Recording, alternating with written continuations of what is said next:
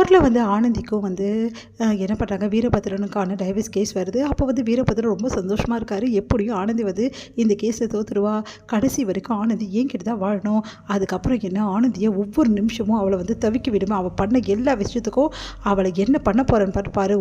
ஒவ்வொரு நிமிஷமும் அவளுக்கு நரக வேதனை தான் அப்படின்னு சொல்லிட்டு ரொம்ப சந்தோஷமாக இருக்கார். அவங்க வக்கீல் வந்து கங்க்ராட்ஸ் சார் அப்படின்றாரு. ஏன் சார் இவ்வளோ சீக்கிரம் கங்க்ராட்ஸ் சொல்கிறீங்க அப்படின்னோடனே, எப்படியும் உங்கள் பக்கம் தானே சார் கேஸ் வரப்போகுது, ஆனந்தி தான் வந்து ஒன்றும் பண்ண முடியாது, 2 நாள் என்ன சார் அவங்க பண்ணியிருப்பாங்க, நீங்கள் எதாவது பார்த்தீங்கன்னா அவங்க ஏதாவது வந்து உங்களை பற்றி ஏதாவது நியூஸ் வந்து வச்சுருக்காங்களா, அதெல்லாம் ஒன்றும் இல்லை, அவள் அதெல்லாம் ஒன்றும் பண்ண முடியல, அவள் பாட்டுன்னு வந்து வேலைக்கு போனால் மறுபடியும் திரும்பி வந்தால், வேலைக்கு போனால் திரும்பி வந்தால், இதை தான் செஞ்சுருந்தார் 2 நாளாக.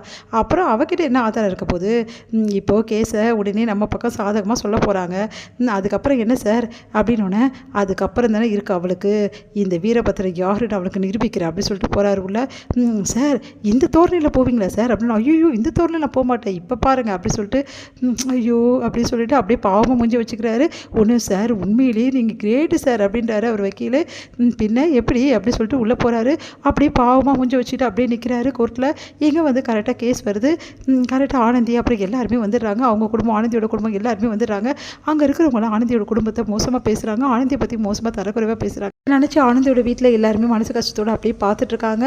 இதெல்லாம் பார்த்து ரொம்ப சந்தோஷமாக வந்து எப்பவும் போல் வந்து என்ன பண்ணுறாரு, என்ஜாய் பண்ணுறாரு நம்ம வந்து வீரா. அடுத்து வீரா வந்து பார்த்துக்கிட்டே இருக்காரு. இங்கே ஆனந்தி வந்து அப்படியே பார்க்குறாங்க. என்ன மேடம், என்ன மேடம், எந்த ப்ரூஃபும் சப்மிட் பண்ண முடியல மேடம், அதனால் கேஸில் வந்து சீக்கிரமாகவே வந்து இவங்களுக்கு 2 பேரும் சேர்த்து வைக்க தான் மேடம் கரெக்டு அப்படின்ற மாதிரி வீரபத்ரனோட வக்கீல் சொல்கிறாரு. ஒரு நிமிஷம் இருங்க, நீங்களே அவசரப்பட்ட எப்படி, எங்கள் பக்கமும் சாட்சி இருக்குல்ல அப்படின்றாரு. அதை கேட்டு அதிர்ச்சி அடைகிறாங்க அவங்க ஆப்போசிட் வக்கீல். அது சொன்னோன்னே, என்னது சாட்சி இருக்கா அப்படின்னு சொல்லிட்டு ஒன்றும் புரியல, என்ன சாட்சி இருக்குது அப்படின்னோடனே, எல்லாம் இருக்குது மேடம் என்கிட்டையும் அப்படின்னு சொல்லிட்டு ஆனந்தி என்ன பண்ணுறாங்க, வீடியோ ஆதாரத்தை கொடுக்குறாங்க. அதை பார்த்துட்டு வீடியோ ஆதாரமா, இவளுக்கு என்ன கிடச்சிது வீடியோ ஆதாரம் அப்படின்னு சொல்லிட்டு ஒன்றும் புரியாமல் அப்படியே பார்த்துட்டே இருக்காரு. பாருங்கள் மேடம் இந்த வீடியோ ஆதாரத்தை அப்படின்னு சொல்லிட்டு பாடினோன்னே அதை பார்த்து வந்து அதிர்ச்சி அடைகிறாங்க ஜட்ஜு. இவ்வளோ மோசமான ஆளா நீ அப்படின்னு சொல்லிட்டு உடனே வந்து எல்லாருக்கும் அதை போட்டு காட்டுங்க அப்படின்றாங்க. உடனே எல்லாருக்கும் போட்டு காட்டுறாங்க.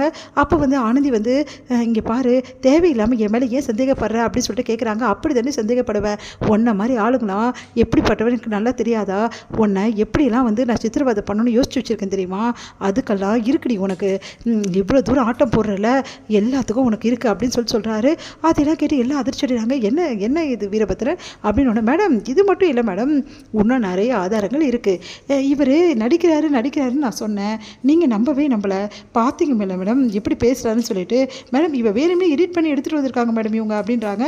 அப்படியா சார், இது எடிட்டா சார், சரி இன்னொரு விஷயம் பார்க்குறேன் சார் அப்படின்னு சொல்லிட்டு இன்னொன்று காட்டுறாங்க. பார்த்தா இல்லை வீரபத்ரன் வந்து கரெக்டாக அந்த எலக்ட்ரிஷியனுக்கு வந்து காசு கொடுக்குற மாதிரி ஃபோட்டோஸ் அண்ட் வீடியோஸ்லாம் இருக்குது. அதை பார்த்துட்டு அதிர்ச்சி அடைகிறாங்க.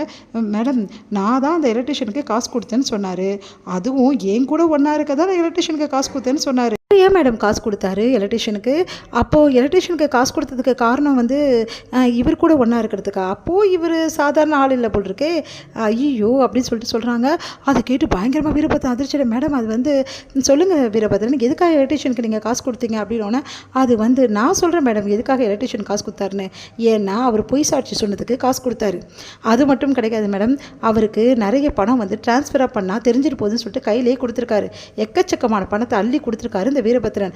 அதுவும் நான் சொன்னேன் இல்லையா, அவர் அண்ணன் மாதிரி நினைக்கிறேன்னு சொல்லிட்டு, தங்கச்சி மாதிரி நான் நினைக்கிறேன் அப்படின்னு சொல்லிட்டு அவர் சொன்னதையும் கேட்காம, நீ காசு வாங்கினாதான் ஆச்சு, அப்படி வாங்கலைன்னா உன் குடும்பத்தையும் ஒரு வழி பண்ணிடுவேன்னு சொல்லிட்டு மிரட்டி வந்து அவரை வந்து இந்த மாதிரி பொய் சாட்சி சொல்ல வச்சுருக்காரு மேடம். இதுதான் உண்மை மேடம் இவங்க சொல்கிறது எல்லாமே பொய் மேடம். அந்த எலக்ட்ரிஷியனுக்கு நான் ஏதாவது ஒரு விஷயத்தில் காசு கொடுத்துருப்பேன் மேடம், அவர் எலக்ட்ரிக்கல் பார்த்ததால காசு கொடுத்துருப்பேன், அதை போய் வந்து இவங்க தப்பாக நினச்சிருக்காங்க மேடம். ஓ அப்படியா, அப்போ அந்த எலக்ட்ரிஷியனே வந்து உண்மையை சொன்னால் வந்து இவர் தப்பானவர் இல்லை, கரெக்டாக தான் காசு கொடுத்துருக்காருன்னு தெரிஞ்சிடும், அப்படி தானே. எலக்ட்ரிஷியன் வந்து சாட்சி சொல்கிறதுக்கு வருவாரா அப்படின்னு சொன்னோன்னே, மேடம் அவர் கண்டிப்பாக வந்து உண்மையை சொல்வார் மேடம், அந்த எலக்ட்ரிஷியனை நாங்கள் வர வைக்கிறோம் அப்படின்றாங்க. அந்த எலக்ட்ரிஷியனோட பேரை வந்து சொல்கிறாங்க. இந்த மாதிரி ஜெயக்குமார் வாங்க அப்படின்னு சொல்லிட்டு ஜெயக்குமார் வந்து ஆஜராகிறாரு. அவர் வந்து அப்படியே பார்க்குறாரு. பார்த்தோன்னே இவன் இப்படி என்ன சாட்சி சொல்ல போகிறான்னு தெரியலையே அப்படின்னு சொல்லிட்டு அப்படியே பார்த்துட்ருக்காரு.